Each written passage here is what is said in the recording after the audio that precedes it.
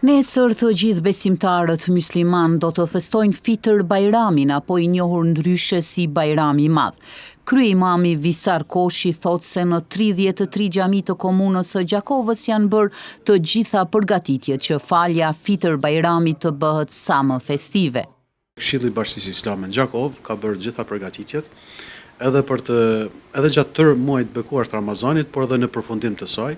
Sot edhe pse është nata e Bajramit, është një fest për ata të cilët kanë agjëru, por edhe për ata të cilët s'kan pas mundësi, pra edhe ata festojnë Bajram.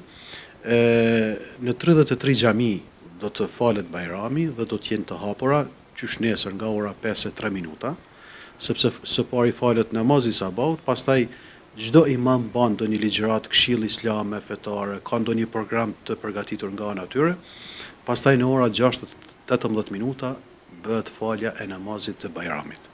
Ashtu si që do tradita, pas faljes së Bajramit, besimtarët vazhdojnë me vizita familjare, ndërsa në Bashkinë Islame në Gjakovë hapen dyert për vizitor, shtoi kryeimami Koshi. Pastaj njerëzit dalin dhe festojnë, vizitojnë, i kanë ato, do thotë, festat e tyre, ndërsa ne si Këshilli i Bashkisë Islame nga ora 9 e mëngjesit deri në ora 11 do të presim mysafir të ndryshëm, të cilët vijnë të sferave të ndryshme, kryesisht këta të cilët janë vendor, dhe i mirëpresim dhe bashkëbisedojmë për tema të ndryshme të cilat na kemi. Të gjitha agjëruesit me faljen e festës së Fitr Bajramit i kthehen natyrshmërisë për të përcjellur sa më shumë mirësi. Me Fitr Bajram kthehemi në natyrshmëri, sepse fjala Fitr do të thotë kthim në natyrshmëri. Mirë, po kthimi në natyrshmëri nënkupton që krejt këtë energji që kemi fituar gjatë Ramazanit ta shndrojmë në diçka pozitive që na presin këto muaj të cilët 11 muaj të cilët vijnë. Ramazani këtë vit kishte 29 ditë dhe le të shërbejë si shembull praktik për të falur sa më shumë dashuri ndaj njëri tjetrit.